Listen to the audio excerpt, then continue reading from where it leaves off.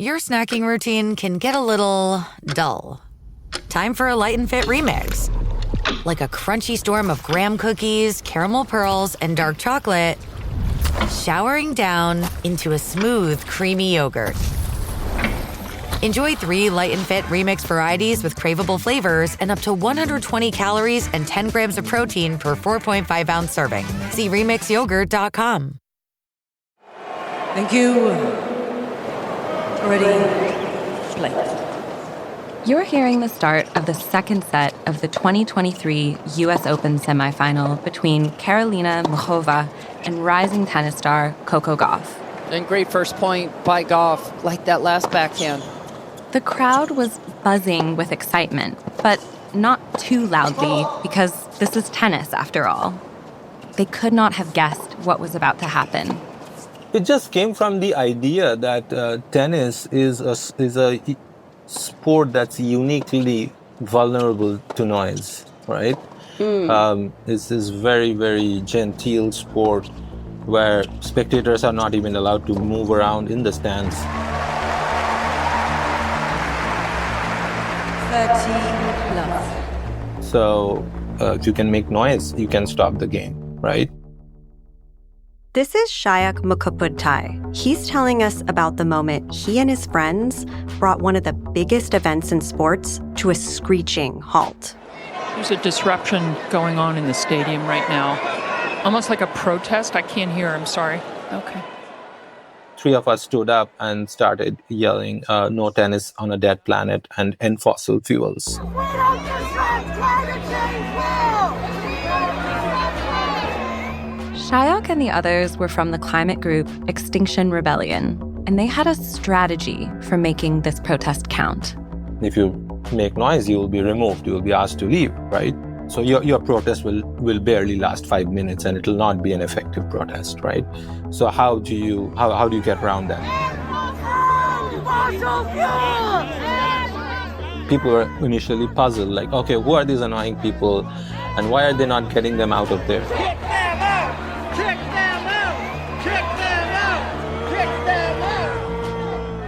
So security people, ushers, they came up to us and said, hey, now you made your point, right?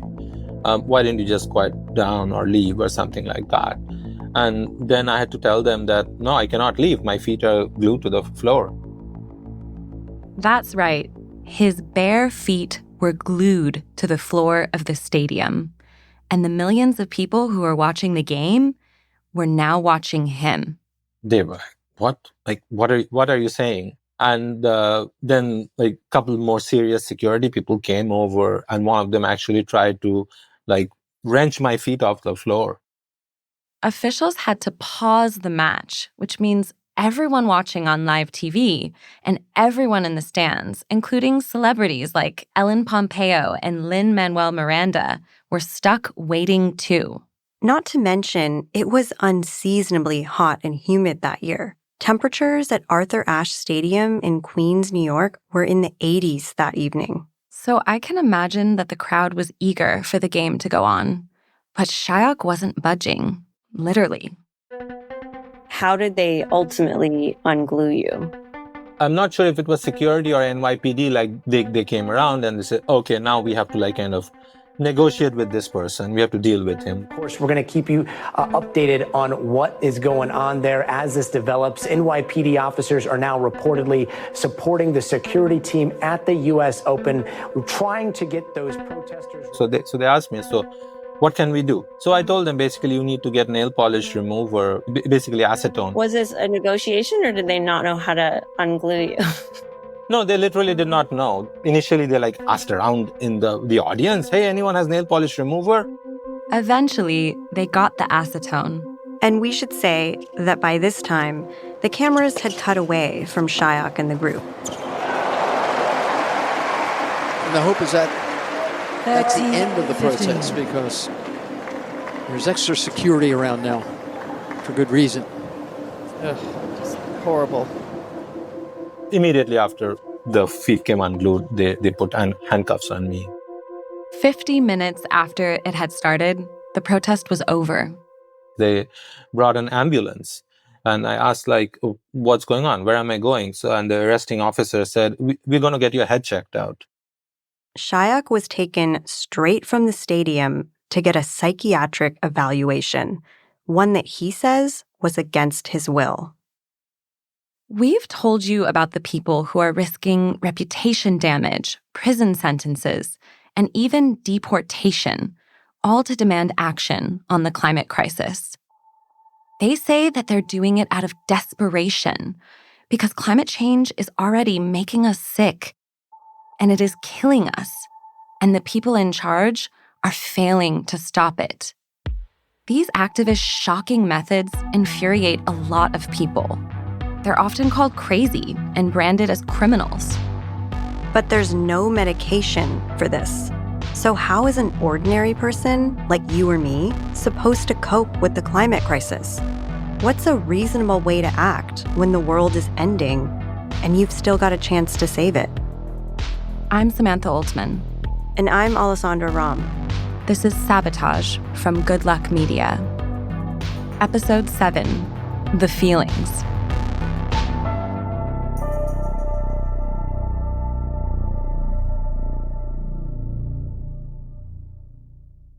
About a month after Shayak's big protest, we video chatted him from his home in White Plains, New York. We wanted to know, what was life like for him before he glued himself to the floor of Arthur Ashe Stadium? Yeah, I was curious to meet him, especially because I'd first heard about the protest from my dad, who watches the U.S. Open every year. So he saw this happening, and he was, like, really excited to tell me that the protester was Indian. I love that your dad is invested in your work. And it turns out both of them grew up near Calcutta. When did you come to the U.S.? I came to the U.S. in 1998. Shayak is an artist and documentary filmmaker, and he runs a farm, too. Climate issues have always been a huge part of his life and his art. And you can tell that Shayak's delivery is pretty deadpan, but he was excited to talk with us. Yeah, he has a lot of opinions when it comes to art and the environment, which has led him to question if making art can really make a difference. Actually, I would say for the last 2 years, I have not been very active as an artist. I have not found it like very meaningful to be an artist. I just feel that there are more important things to do. And I think a lot of artists struggle with this. I mean, protest art doesn't really work. Before his U.S. Open action, he joined a few other protests, including one at the Met in New York. Yeah, it's not only Just Stop Oil that stages protests in museums. He and some other Extinction Rebellion activists surrounded a Degas sculpture. They wrote famine and flood on duct tape covering their mouths, and they held up their hands, which were covered in red paint. And we even overheard people in the museum saying, like, well, this is more interesting than the art. I mean, it sounds interesting, but still, Shayak wanted to do something even more attention-grabbing. Unfortunately, we've seen over the last few years civil disobedience being reduced to like this very standard choreography, right? Oh, you go stand in the middle of a road or in the doors of a bank or an office, right? Then the police come, they give 3 warnings, and you walk, right? The disruption does not last very long. It does not make any impact. It does not have any emotional value to it. Now, you really have got to push the envelope. Fast forward to the U.S. Open, where a barefoot Shayak is being removed from the stadium on live TV.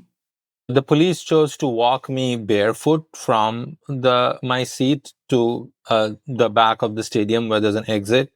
I asked for my footwear. They refused to give it to me. And I was taken to the Elmhurst Hospital in Queens, to the psychiatric section of the emergency ward. And as I was being checked into the emergency room and my vitals were being taken, I just told them, this is, I'm being subjected to a medical examination against my will. And I did not expect this to happen in this country. I spoke with Shayak's lawyer, civil rights attorney Ron Kuby. He's represented dozens of activists.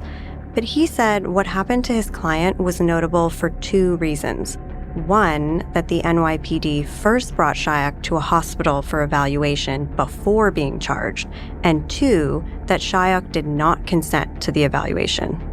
Then I was taken for an interview with someone who turned out to be possibly a junior psychiatrist. He asked me a bunch of questions. And I constantly told him that this is not something I want to be through. What happens if I don't agree to this? He told me that, you're in a process, and to move along in this process, you have to cooperate with this psychiatric evaluation. We should say New York State does have a law that allows officers to take someone into custody for a psych exam if that person appears to be mentally ill and is behaving in a way that could harm themselves or other people. So how were you feeling in that exact moment? I felt very, very surprised and very disappointed that they could do this to me. I mean, I was carrying on a normal conversation with the psychiatrist, explaining to him like technicalities of global warming and stuff like that. Even the police, I cooperated with the police. I told them what chemical to get, right? So by no stretch of imagination was I an unhinged person to any rational observer. Shyok also told us that the psychiatrist's questions put him on guard. This junior psychiatrist asked me, so do you think the world is going to end? Going to end, right? So it's obviously kind of a trap. He must be aware, as a climate activist, I know that the world is not getting to a great place, right? And the questions did not end there. And then he asked me, how do you communicate amongst yourselves within Extinction Rebellion? So I don't know why a doctor would ever have a reason to ask that question. Then Shyok said one of the psychiatrists told him something startling.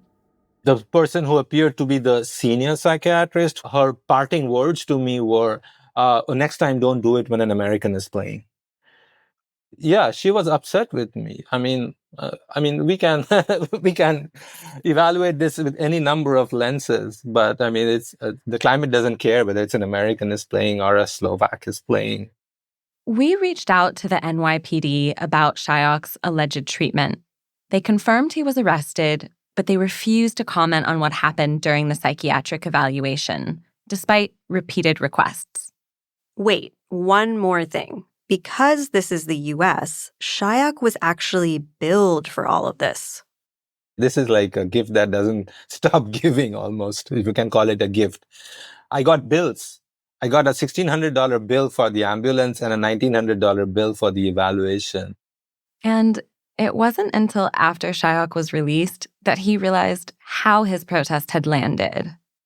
Being in the ER and being in the precinct, you don't know exactly what's going on. But once I was released from the precinct, I mean, there were people from Extinction Rebellion there, and they told me this had made a big impact.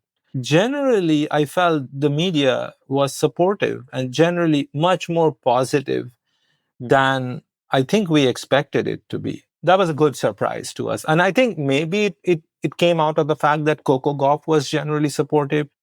That's right. Coco Gauff, who won her match that day, and then the whole tournament, said that she could sympathize with Shyok and his friends. You know, throughout history, moments like this are definitely defining moments. And I believe in climate change, and, 100% believe in that. I think there's things that we can do better. Would I prefer it not happening in my match? 100%. Yeah, I'm not going to sit here and lie, but I wasn't pissed at, the protesters. I always speak about preaching, preaching about what you feel and what you believe in. And it was done in a peaceful way, so I can't get too mad of it. If that's what they felt that they needed to do to get their voices heard, I can't really get upset at it. Shyok thinks that the protest's unexpected approach might be why it seemed to resonate more than other climate protests have. There have been years and years of protests which have often targeted insurance companies that sponsor the U.S. Open and also insure fossil fuel projects. But that was not our message. Our message was that, you are about to lose something that you love, like tennis. We are not against the spectators. We are not against the players, right? Extinction Rebellion's demand, he says, is a simple one. Tell the truth is our first demand. So tell the truth that there is no tennis on a dead planet, there is no art on a dead planet, right? That's what the message that we want to tell people, that everything you will take for granted is about to go away. Our conversation with Shyok was eye-opening. It's not crazy to think that the world is in serious trouble. We only have a little time left to do something about it. But what is a reasonable response to the climate crisis? It's like most people agree that there's a crisis, but we can't seem to agree on how to deal with it. How far is too far to go? And how do we cope with all of the feelings that come up? It's a lot to deal with. So we spoke with Wendy Greenspun. She's a psychologist based in New York City who specializes in climate therapy, meaning she works with a lot of patients who are trying to cope with a world on fire. People like Shyok. Here's how she reacted to the idea of a psychiatrist asking a climate protester if they think the world is ending. Yeah, that's a very sad story to hear. And I think any really talented mental health professional should always dig much deep. It's not just, do you think the world is ending? Oh, you're crazy because you think that. It's got to be like, well, tell me about what that means to you and what's going on. And, what is your experience of that? And mental health professionals have their own defenses. And I think in this field, like in any field, we see people who don't really want to face what's going on. Wendy video chatted with us from a room that looked like a movie set for a therapist's office. It was cozy with its warm floor lamps, a comfy-looking brown leather couch, and dozens of books stacked on a shelf next to a brick wall. Besides working with patients, another major part of Wendy's job is training other therapists on how to help people grappling with the climate crisis. But in the beginning, it was an uphill battle. I think when I started out doing this work, I certainly encountered people who expressed skepticism about this is no different from other therapists who said this is no different from any other issue. I had someone I work with who said, if students are concerned about the climate crisis, why don't they just go out and do something about it? I think part of that is because therapists are no different than anyone else. They are struggling with their own feelings about the climate crisis. And as we know, we have a lot of defense mechanisms that make us want to turn away, like it's too big. I don't want to think about it. Too problematic. I'm dealing with enough. I don't want to take this one on also. Therapists, they're just like us. But really, that can be a pretty normal reaction to the climate crisis. I mean, I have definitely had moments where I was so overwhelmed that I struggled to even think about climate change, let alone do anything about it. I think most people can relate to that. I certainly can. Yeah, it feels like climate anxiety as a term has gone mainstream. I keep reading about it, and it's come up again and again as we've reported this story. I don't know, Ollie. Would you say that you have climate anxiety? Well, I definitely have general anxiety. But Wendy actually said that a better term for it is climate distress, because what people are struggling with goes way beyond anxiety. It's not something irrational. I mean, many forms of anxiety, like a phobia, let's say, a phobia of snakes or flying in an airplane or whatever, we can work with someone to sort of face the fear and then they get over the fear and they can see what's irrational about it. Climate anxiety or climate distress is a rational and reasonable, expectable response to what's going on. It means that someone is awake and aware and that they care. What are some of the most common things that patients tell you that they worry about? Oh, there are so many. I mean, it's interesting to see that sometimes there are generational differences. So obviously someone who is older might be worrying about their children or their grandchildren and feeling the guilt. Young people really worry about the future and future impacts and choices. People talk about the fear of societal collapse. What's going to happen? I wonder if we're going to see more people, especially young people, wanting to talk to climate therapists. There's definitely a need for it. People of all ages, all over the world, are worried about climate change. And at least in the US, one report found that half of adults have climate anxiety. That same report found that Black and brown adults, whose communities we know will bear the brunt of climate change impacts, are also more worried than white adults. Right. And it also found that young people below the age of 35... Is that young? Of course it is. Young people below the age of 35, well, the majority of them are dealing with climate anxiety. Yeah, we've talked with activists of all ages as we've reported this story. And the young people in particular keep telling us they feel like they've been screwed over by the people in charge. As a climate therapist, in your view, what is a reasonable response to climate change? Well, climate change is unreasonable. So I can see how those activists are saying this isn't unreasonable. Robert J. Lifton, who wrote The Climate Swerve, he called it malignant normality. So what is it? It's malignant if we sort of go on with business as usual. Malignant normality. That sounds serious. But Wendy cautioned against seeing things in black and white. It's more complex than that, and more hopeful. When there's the absolute belief that everything will be annihilated, we kind of can give up. And it's that giving up that makes us stop living. There's so much that is still present and here and possible. And so I grapple with that with my patients and how hard it is to be in that uncertainty. And so really moving back and forth between the grief and the despair and the belief that, yes, this might be the most dire thing. And at the same time, realizing there's a lot we still don't know.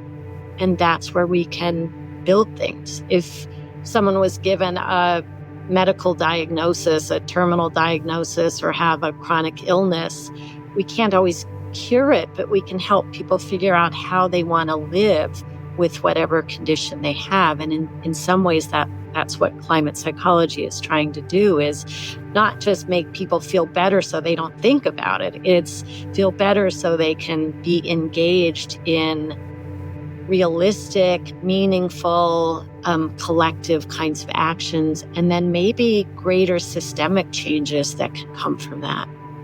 Wendy was just using a metaphor when she compared living with climate change to living with a serious illness.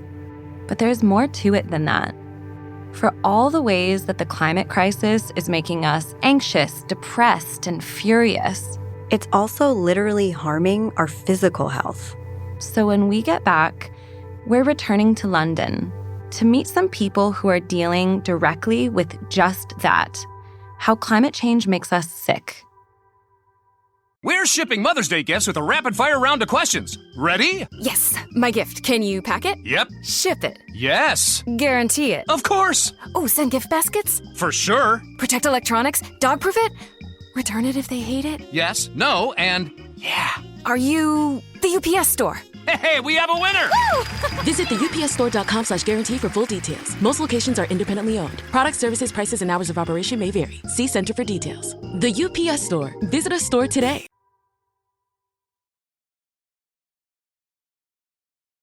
Can I ask what made you want to become a doctor? Yeah. Why are you laughing? Do you want the real answer? Yes. No, we don't want the real answer. Have you seen Lost, the TV show? I have. Yeah? Okay. That's Dr. Kushnacker. He's a doctor in the UK's National Health Service, or NHS, who specializes in infectious diseases.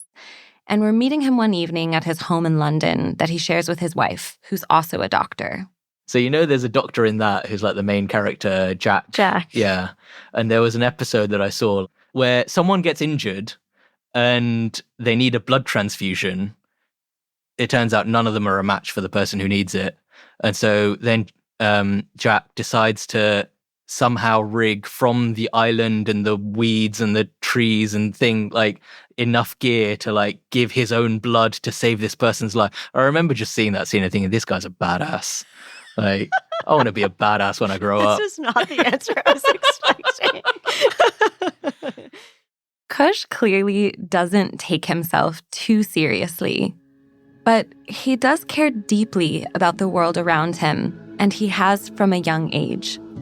Yeah, I suppose it came from a much broader place of growing up and seeing inequalities and injustice that were just very apparent. I grew up in London, and you see homeless people just walking down the street, and you just grow older and older, and you just continue seeing these things, and they never quite make sense, and you realize that actually they don't make sense. There is just inequality and injustice, and that is the way that the world is, but it's not inevitable. It is just a political choice. And so I wanted to do something to try and help correct that. Kush is also a climate activist who's taken action with Just Stop Oil. Do you see the climate crisis as a health crisis? Yeah, if you hear that the world is going to warm by 1.5 degrees, you just think, oh, well, in the summer it's 30 degrees, it'll be 31.5 degrees. What's the big whoop? People don't notice that amount of change in global mean annual temperature will have such devastating impacts on what life on Earth looks like. If it's crop failure, then you get malnourishment, and that in and of itself makes you more vulnerable to getting infections. Extreme heat in and of itself can cause deaths. Air pollution from burning fossil fuels. Waterborne diseases are more likely to spread because of flooding, the spread of mosquitoes that transmit things like dengue, malaria, chikungunya, West Nile virus. Kush's wake-up moment happened in the spring of 2020 when he was working in the infectious diseases ward at a hospital. And then the COVID pandemic hit. It was horrific, really horrific. We became the ward in the hospital that at the beginning was just taking every patient with COVID, but within a few days, we were overwhelmed. The thing that patients would keep asking me is why is this happening? And at the time, I just kept saying to them the very matter of fact, oh, I'm sorry, but someone coughed or sneezed on you, and there's this virus that's going around, and now it's gotten to your lungs, and that's why you're struggling to breathe. But I'd go home and think, why is this happening? Why has this pandemic happened, and why is it as bad as it is?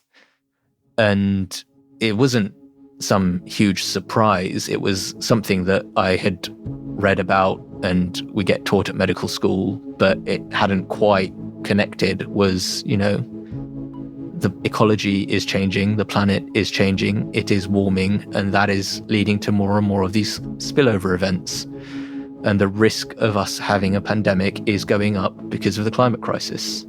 What Kush is talking about here is how, as the planet warms, so do its ecosystems, which isn't good because some of the most common sources of disease, like mosquitoes, rodents, ticks, they thrive in warmer conditions. That's all happening at the same time that deforestation and development further increases wildlife contact with humans, exposing us to brand new diseases, like the novel coronavirus. And let's not forget how extreme weather causes flooding, which contaminates water and also forces humans and animals to migrate, which in turn helps diseases spread. If that sounds like the plot of the movie Contagion, you'd be right. Yikes. I moved on after working on the wards into working on COVID vaccine research, just thinking to myself, how do we stop this from happening?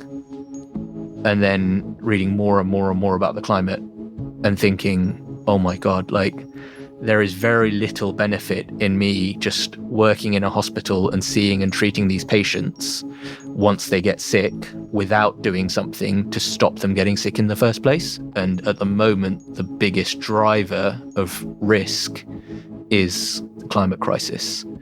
And then I just thought, who are the people who are doing something that is actually getting the climate crisis talked about? It's Extinction Rebellion and Just Stop Oil. And how are they doing that? Well, they're taking direct action. And it just seemed a no-brainer from there. Basically, being a doctor during the first COVID wave radicalized Kush on climate action. The distress that Kush felt as he treated these very ill patients, it didn't just end in despair. He started asking questions about how to create real change. And then he started protesting. When a doctor like Kush takes action on climate change, it has a certain power. People trust medical professionals. Seriously, studies consistently cite nurses and doctors as the most trusted professionals. By lending your professional status onto it, it brings that credibility with it. And so when scientists and health professionals are saying that we need to end new oil and gas, it doesn't seem like an extreme position so much. What I love actually about Just Stop Oil's demand is that the demand is not extreme at all. The methods by which people try to go to raise the alarm are seen as radical, but actually the demand of ending all new oil and gas licensing and consents is very middle of the road. It's like one of the most basic fundamental things that need to be done in order to begin addressing the climate crisis. I was speaking to someone just the other day who just kept talking about how brave people in Just Stop Oil were, and I said, yeah, I mean, it's a nice thing to call these people brave, but actually I think what does drive a lot of these people is not that they're not necessarily brave. It is a deep fear that drives them. And it's that fear of inaction is now just so large that it's able to overcome the fears of walking in the street and being shouted at or being insulted or being pushed over. Like that doesn't scare me now when I think about what the alternative is in terms of carrying on with the status quo. He's right. A whole new generation is facing an uncertain future, and they're terrified. It's more like existential dread that we're not going to have a future. But, people will ask me, like, what are your plans? Like, where do you see yourself in, 10 years? And I'm honestly just taking it, each month, each day as it comes. Me and my friends are, thinking about, the future, and we're constantly ingesting this information about 10 years time, 20 years time, I said 2050, civilization will collapse, I'll be 50 then. That's scary. It is really scary. This is Emma DeSarum. She's 23 and recently graduated from the University of Exeter, and she's an outspoken member of Just Stop Oil. Something I hear a lot when I talk about climate change with people, especially older generations, is that they believe younger people are the solution. They'll say, young people are going to fix this and they're going to change things. What do you think about that? Yeah, it's very tiring. Did you just roll your eyes a little? I seriously did. There's a lot of responsibility. There's a lot of burden put on young people to sort this out. Whereas, by the time we're old enough to be in power, if we choose to be, if there is a competent existing political system by then, it will be way too late. So Emma is just starting out her adult life, but she is not preoccupied with the usual things that college grads focus on. Ollie, what was on your mind when you graduated from college?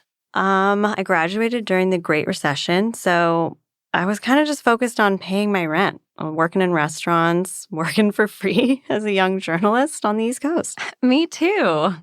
And I was aware that climate change was serious, but it still felt like we had time to adapt. I mean, people like Emma are only one generation after us, but they're living a very different coming-of-age story.